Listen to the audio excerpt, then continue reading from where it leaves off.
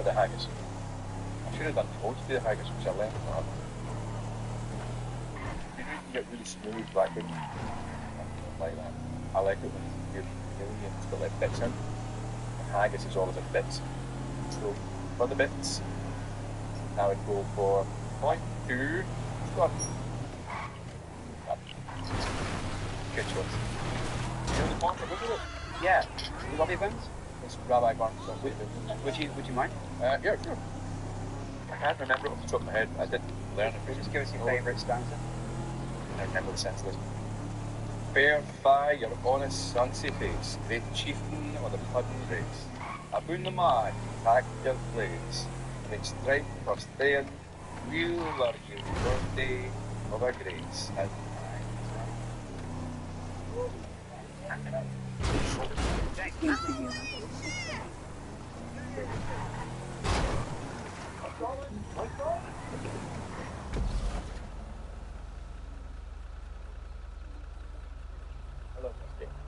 if I have two of these, I would start to get like, why use that, right?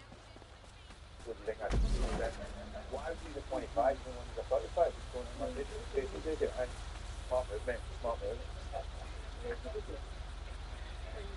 How you doing? I'm James McAvoy, and I'm doing Manic War the Bad Movie, and today we are doing English Sausage Good.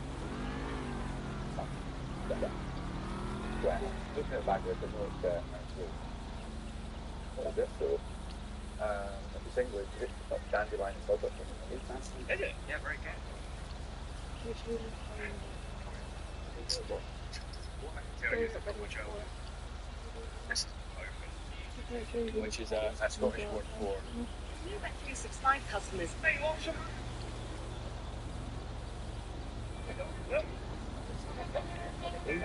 Weak-minded asshole! Unbelievable! You gonna find out if you're a dinosaur or a weakling. Dumbass! I'm gonna show you my That's not right.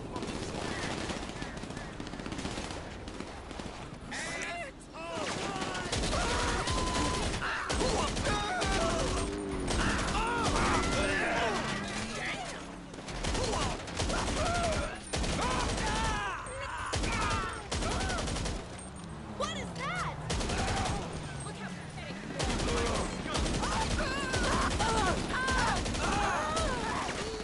Shit!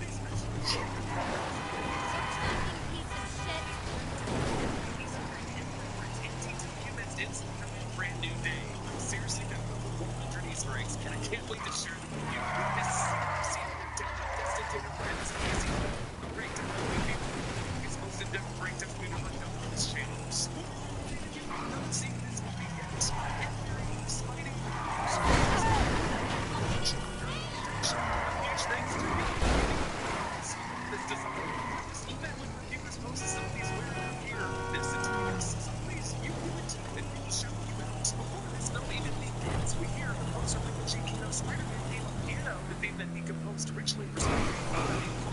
Hear part of the melody. Here it goes. The theme goes.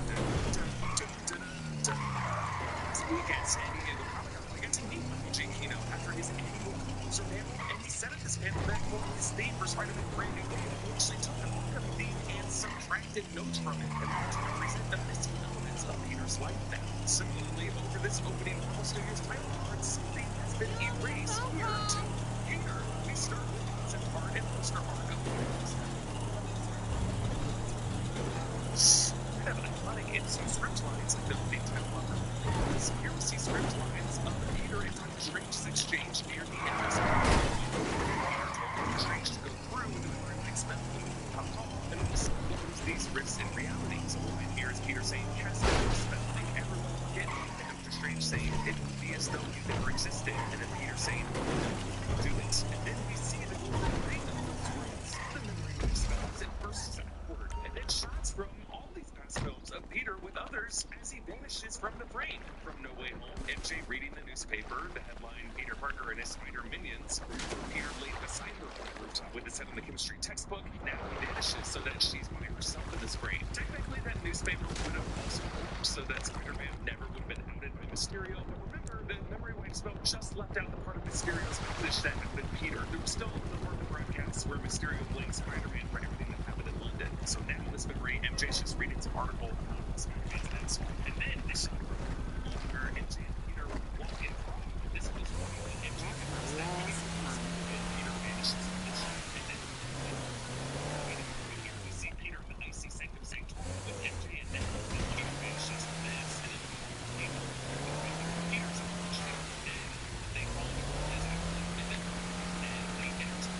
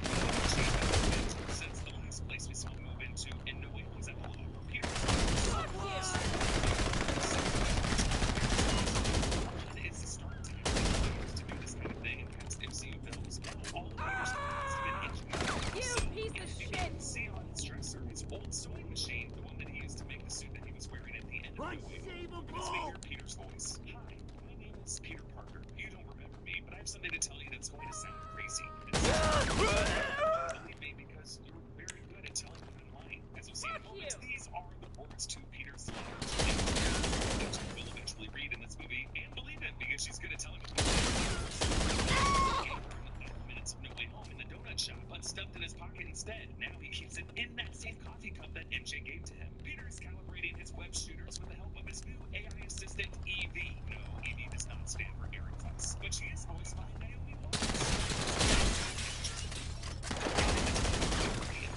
And actually secretly credited with teaching her how to conduct himself as a professional set. So I really love how Tom's first on-screen mommy guides him throughout this movie. Peter has his own wall covered in less friendly neighborhood villains that he's been tracking lately, and a pop-up reconstruction of the set. You can see that it has Barry's Daily Bugle print edition front pages about Boomerang, Tombstone, Scorpion, and Tarantula. Throughout this opening montage, he will take their photos off this board as he brings them down. There is a clipped note at the top reading "Great power, great responsibility," as he tries to apply the wisdom that Aunt May gave him before she died. On Peter's desk, you can see containers of gold and bronze-colored substances. I'm assuming these are part of the high polymer ingredients that he mentions to Ned later that go into his webbing. It's Peter's Web Fluid 3.01 contains salicylic acid, toluene, and methanol. I assume he uses even more efficient stuff now. Peter finds the letter that he wrote in this cup, as if he forgot that it even existed, hadn't read it in a while. And his voiceover goes on.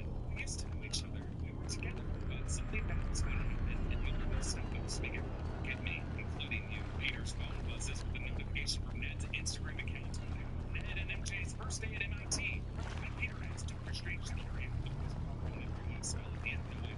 He erased the scandalous history that kept Ned and MJ from their association with Peter from getting into their dream school. Now those two with Ned and MIT. Peter stated early studying the GED to present this season. This was September 2024 in NC Town. These Peter's adventures. Next couple years, while Peter moving a Samsung Galaxy Z7 the cheapest and all this fancy equipment and travel. We were wondering if Peter's making enough money to afford stuff. Maybe we could show you under his feet and then we'll see what's including his OnlyFans. Ned's Instagram account name is Ned42. This is the play on the People Dead and Only2. The big project Hitchhiker's Guide to the Galaxy, General Purpose, and in the animated Spider-Verse movies, the universe of the Spider-Man bit is Morales, the universe where Miles Chambers is big to be on this universe coming next year. Since its movie's post-credit scene shows Ned's major finding a new location for Peter or some other Spider-Man in space, maybe it's all a clue that Ned, through his portal source story that he's randomly hidden away from, is the key to the universe and his own way of tracking his people, including his Marvelous World stays here, maybe even to the Marvelous Peter 2. Also, when they did via incursions, and Vasquez and Feige indicated that they can't really bring in the live-action Miles Morales we know exists in this universe from the line of Aaron Davis and Spider-Man Homecoming. I don't know if those weapons in this neighborhood are good. Feige has said they can't bring in a live-action Miles until after Beyond the Spider-Verse concludes, but that's coming in less than 12 months at this point, and I really want that answer who's going to go this Spider-Verse canon. The live-action is the Spider-Verse of the universe. Tom Holland did say in a recent Empire interview that he wants to be the one to mentor Miles and Gwen in a future role, saying, this Miles Morales Gwen looked to him setting up the next chapter like Downey did for me. Now we see this stunning shot of Peter suited up, sitting on the underside of a steel construction beam with his feet pointed toward the sky in a cityscape of New York City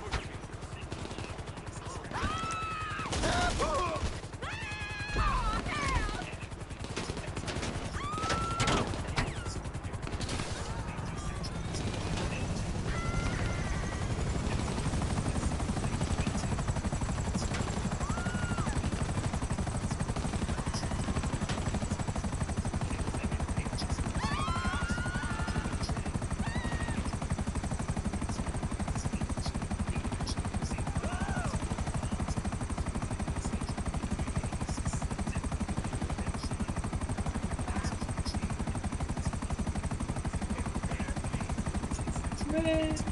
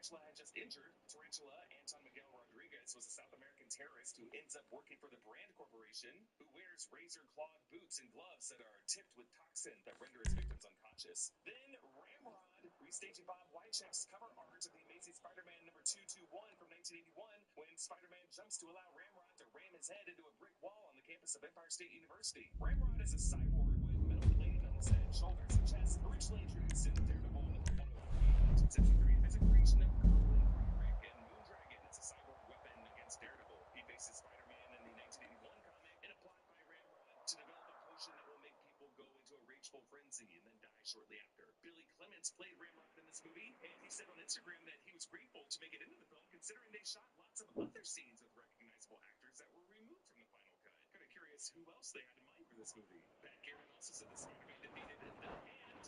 See Peter leaping toward in his epic slow-motion Bushido fireworks shot. No, Daredevil was not VFX scripted on this shot. The Hand represents an ancient order of ninjas, first introduced in live action in the Daredevil series in the Netflix era. Their goal then was to defeat Death and attain immortality. Digging up the source of an ancient perfume company, Midland Circle in New York City, remains that they used a lot of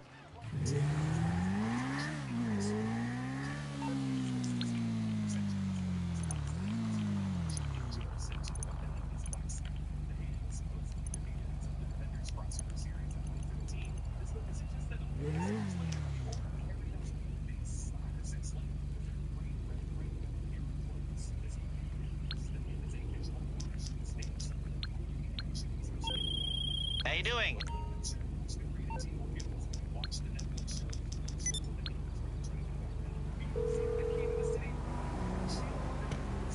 Hey, what's up?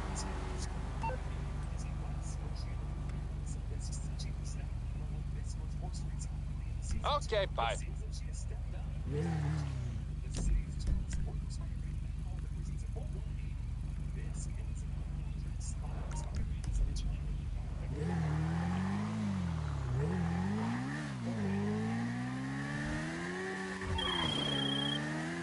Hey, boss, how you doing? What's new? Tell me everything. But first, have you seen pre-luxury reels?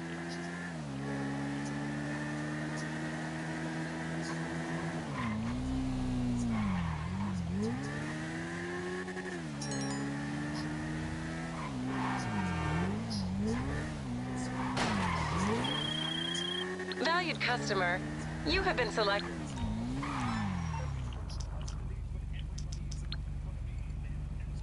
What should be a straightforward copy order line if it's got nothing to do with me. Little frustrations like that from building. My therapist has done a great job of reminding me that finding a healthy outlet for that frustration, whether that's a video game or going to the gym or whatever works for you, is more productive than just trying. Small useful insights like that are so helpful in navigating life. So you and better connect you with a therapist who's trained to help guide you to the insights you need. Better starting therapy easy. You take a short quiz, then get matched with a licensed therapist quickly. You can communicate however you feel comfortable, video or text. If your therapist isn't a good fit for you, you can switch at any time with no additional cost. That said, 82% of BetterHelp clients recommend their therapist. Click the link in the description or go to betterhelp.com/newrockstars to get 10% off your first month of therapy. Because no one should have to go through anything alone. BetterHelp is here with you. Peter watches Ned's final semester at MIT Instagram post. Laying on the couch here, you can see Peter with one of his Little Caesars hot and ready pizzas. Probably how he survived with a cheap food budget. And Little Caesars was one of the big sponsors of this movie. Peter wears his blind. The physics are theoretical, but the fun is real. Shirts. Peter wore this in Homecoming when he was with Tony Stark in the car, and in No Way Home when he's being interrogated by the DODC. In this Instagram post, Ned talks about all the great memories he racked up at MIT. Night swimming in the Charles River with Jen and Wiley, the infamous food fight at the Banana Lounge. The Banana Lounge is an actual room on the MIT campus that's filled with bananas. And all-nighters with MJ and someone he calls Nate Dogg. Maybe Nate is the name of the new boyfriend played by Iman Esfandi. Ned says it feels like yesterday when he was sitting on a rooftop with MJ thinking about coming to MIT. This shows how his memory was altered by the spell. In No Way Home, Ned, MJ, and Peter all sat on the rooftop dreaming of going to MIT. We see a close-up of the Emperor Palpatine Lego minifigurine. This was how Ned first greeted Peter in Spider-Man Homecoming as they were working on their Lego Death Star together. We saw in the No Way Home final scene that Peter kept that. As Peter exits his apartment, we see a spider in a web in his doorway. We also saw a spider in a spider web in one of the opening shots of Sam Raimi's Spider-Man as Tobey Maguire's Peter Parker ran to catch the bus. This movie will also show our Peter going through a similar physiological change. Peter calls Detective DeWolf from the bodega. In this shop, every time we're in here, really, Bureau can be seen on the shelves. Bureau is Tom Holland's non-alcoholic beer brand. DeWolf brings up the headaches Peter has been getting as we saw him rubbing his head in the opening montage, showing how despite the particular triggers he goes through in this movie, his physical changes are something that has been coming along for a while. Peter responds to another call and runs across a rooftop, hops over an AC unit, sending us into this incredible leaping and swinging montage. I don't think we've seen anything this good since Jerome Chen's work in the Andrew Garfield Amazing Spider-Man films. It reminds me a lot of the action we see in the Insomniac games. Peter awkwardly rolls on the diagonal building surface and then goes into a leap where we see his point of view of his boots. I love how there's some sloppiness in the movement and the subjectivity as we are seeing what Peter sees. Now Peter runs down this beam and does this backflip dive. We see his body reflected on the nearby building glass as his suit ripples in the wind. And another new shot that we haven't seen in any Spider-Man movie before, a macro close-up of Peter's eye under the mask as the eyepiece's heads-up display reflects in his eyeball. Remember, we saw Peter testing his HUD with EV earlier, and it's this new goggle and the tiny signal that it emits that MJ later deduces as responsible for his inhibitor chip on his neck not reaching his brain. I love how they set up the answer to that mystery right here in the first 10 minutes. There's another great shot from Peter's point of view, looking up at his arms as he swings toward the Empire State Building. The camera shakes like it's a GoPro strapped to Peter's head or his shoulder. And then on the next big leap, Peter just soars through the air, and notice how he takes a moment to like crack his knuckles as he looks over at the tank plowing through the street. He might also be rubbing his wrists because along with his headaches, his wrists have been aching. Peter here swings into this alley over a pipe, the kind that clotheslined Harry Osborn in the 2007 film. Oh! And he kicks up the side of the building to follow the hijacked tank as it plows through two cop cars. This scene and most of the exterior street shots were shot in Glasgow, Scotland, in the earliest days of shooting in August 2025. Onlookers noted that they were using practical swinging for many shots, suspending a stunt actor from a swinging cable attached to truck-mounted rigging. That's a big reason why the physics of Peter's movement look so natural and grounded in gravity throughout this sequence. Plus the fact that they were able to shoot on an actual city street, giving lots of shots depth of field where they water the surfaces. It just gives so many of these shots texture that we never saw in past films. I went into a lot of why this movie looks this good in this new series that we started, why it looks like this. We're actually going to start doing that at least twice a month here on the New Rockstars channel as a new show that we're doing, and we're happy to announce and launch it here. So please check out our past episodes of why it looks like this for Spider-Man Brand New Day, for 2025 Superman, and for 2026's Backrooms. I really love this shot where Peter swings past the tank as it shoots at him, stops right in front of the camera, and then whips himself back in the tank to take out its high-caliber gun. Peter lands on the hood of a BMW i5, another huge product placement in this movie. There's a freaking billboard for it later. And the driver, listening to Whitney Houston's I'm Every Woman, switches into sports mode to accelerate. I assume Sony and Marvel made BMW pay for the Whitney Houston needle drop to make this funnier. And I assume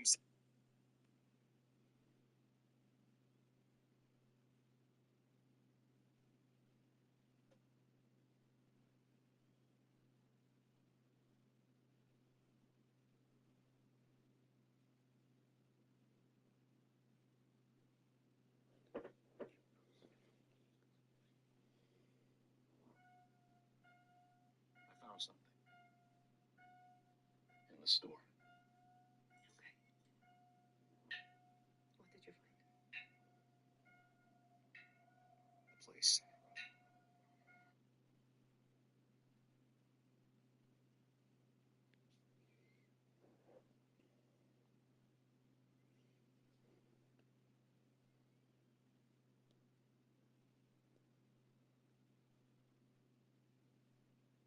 He fooled everyone before this fight, just like Mike Tyson fooled everyone before he fought my brother.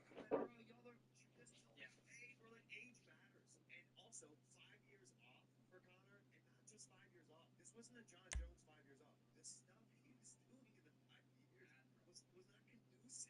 Jealous. That have been a lot of saying. You're saying John Jones wasn't to Connor's level. I don't know what you're asking. So I threw a lot of money on Max, but to me, if he comes back and has a similar performance, it's just really bad. He definitely has roasted WWE superstars in the past. The main guy, John Cena, he's 40 years of age. He's walking around in a luminous orange t-shirt with a headband, talking about nobody can see him. We can see him right there. He's a big, fat 40-year-old veiled Mr. Olympian motherfucker. Do you know what I mean? He put out a tweet dissing Roman Reigns, but like Connor is doing WWE. He is incapable of fighting. this fight, just like I beat John. You get me? I find ways to beat John. John can't box. John can't box.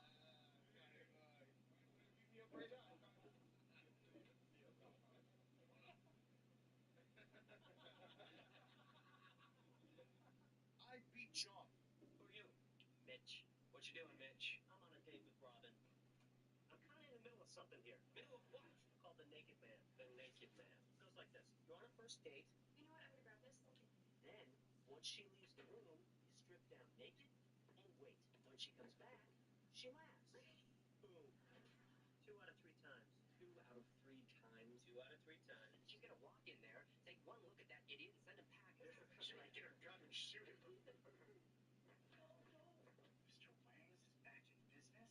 I'm doing the Naked Man. Me too. I was thinking the Superman. What about the Captain Morgan? What about the Heisman? The Thinker. How about the Oops, I didn't see you there? Mr. Clean. The Burt Reynolds. We all tried the Naked Man tonight. Oh, we should see how Barney did. Oh my God, what's the matter with you? You grab my suit, it's very expensive. Get out of here right now. 2 out of 3 times. Who are you? Mitch. What you doing, Mitch? I'm on a date with Robin. I'm kind of in the middle of something here. Middle? When I was fighting in China, I lost to Alex. They stopped giving me fights. I was the highest paid foreign fighter. But then they stopped giving me fights. And I was like, look, I have 7 more fights on my contract. Can I at least just get 3?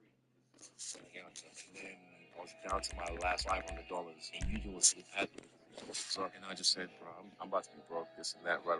He said, don't worry, just leave it with me. I get home, I was on the toilet. He just goes, check your bank account. And I'm sitting there just like calling. He's like, nah, don't thank me, thank Ash. And I call Ash. I just start crying. I'm just like, thank you. When I was fighting in China, I lost to Alex. They stopped giving me fights. I was the highest paid foreign fighter. But then they stopped giving me fights. And I was like, look, I have 7 more fights on my contract. Can I at least just get 3? Because money was running out, And then I was down to my last $500. And Eugene was holding pads with me to see something was up. And I just said, bro, I'm about to be broke, this and that, right. He said, don't. Just leave it with me. I get home, I was on the toilet. He just goes, check your bank account. And I'm sitting there just like calling. He's like, nah, don't thank me, thank Ash. And I call Ash. I start crying. I'm just like, thank you. When I was fighting in China, I lost.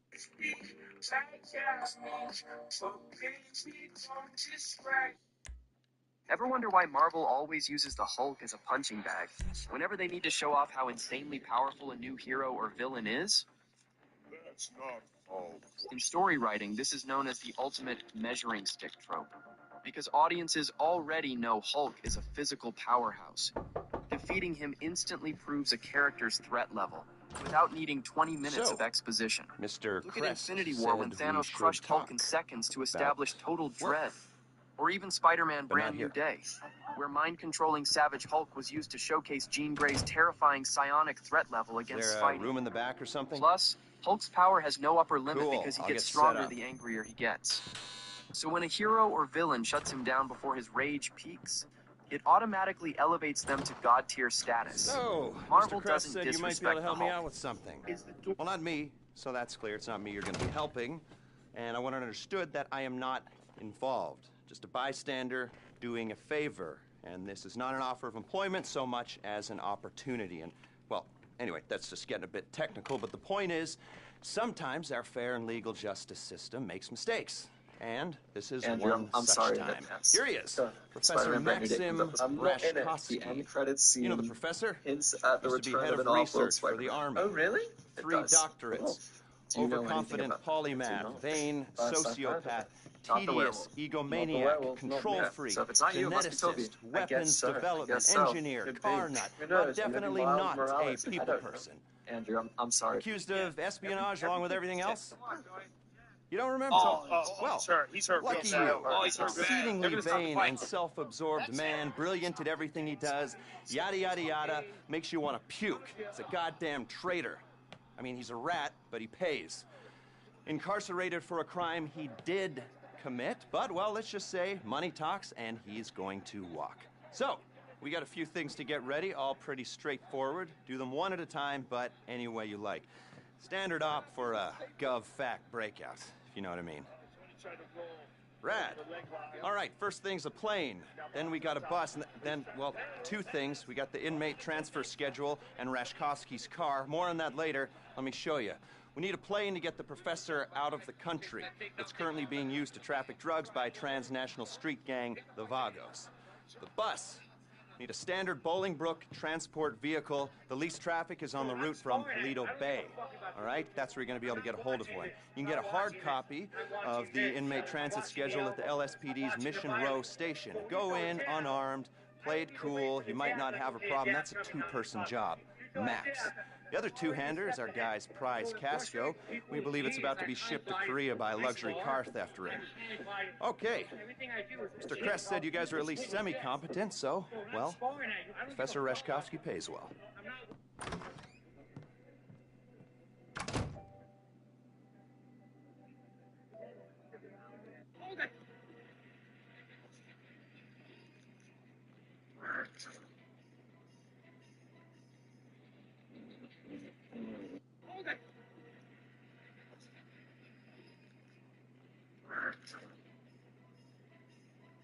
I'd sit down, I'd play Black Ops 2, and I'd play it the whole night through. And my girlfriend would be sitting in our apartment, and she'd eventually go to bed, and I'm just hooked on it, like bad hooked on it. And then she'd wake up at 8 a.m. in the morning to get going for work, and then I'd say, okay, now it's time for me to sleep. I've been on this damn thing too long. I'd sit down, I'd play Black Ops 2, and I'd play it the whole night through. And my girlfriend would be sitting in our apartment, and she'd eventually go to bed. Another thing that was funny, I finally got an agent. They said, your name is too ethnic. I go, what do you mean? It's Leonardo DiCaprio. They go, no, too ethnic, they're never going to hire you. Your new name is Lenny Williams. I was 12:30. I said, what's Lenny Williams? So we took your middle name and we made it, now you're Lenny. And my dad saw his photo, ripped it up, and he said, over my dead body.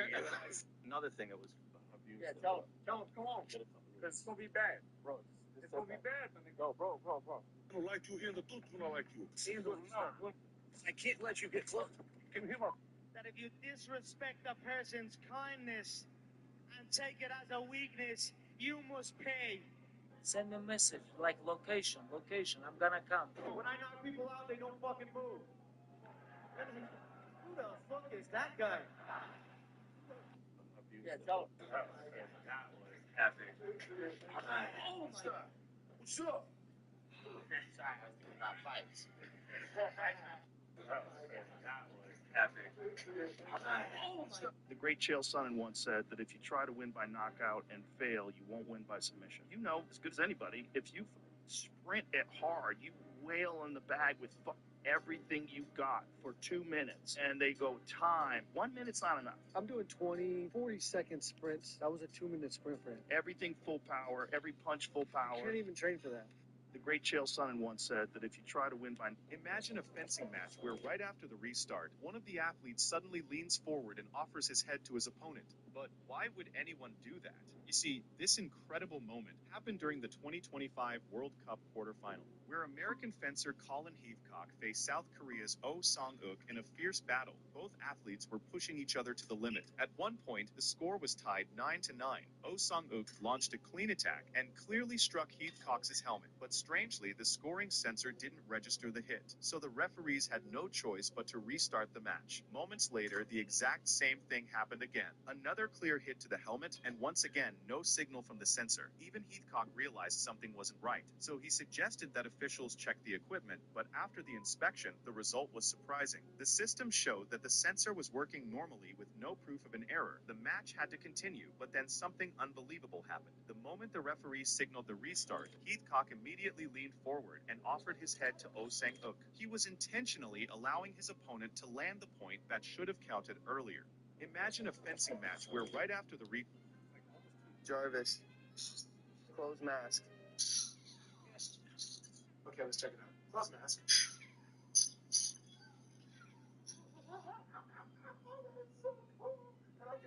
Now, mind you, this one is still my favorite, but this is second, and this one's third. It's a classic. Jarvis, close mask. Okay, let's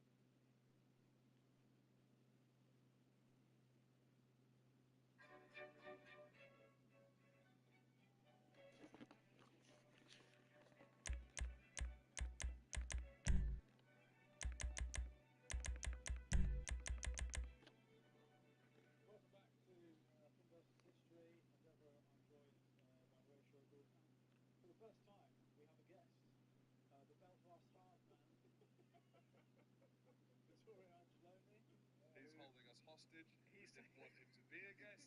He has taken this studio by force. He's come in, as you can see, in what looks like a tea cozy, which is pacifist balaclava. Is it? The white one is. You're whiting up. It's like the white poppy. I'm against all of it. Okay, This is so white face. yeah. Yeah. Why? Yeah, because surely the balaclava, from a terrorist point of view, That looks like my uncle. that looks like please put a bullet in my head. If you're wearing that in the Troubles, Yeah. the white, you're standing out, aren't you?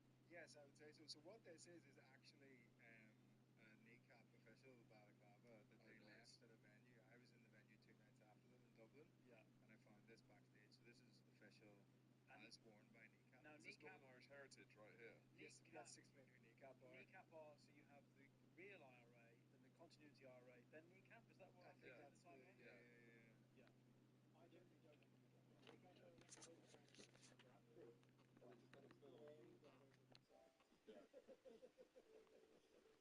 Those are two things you don't like in one. Irish heritage.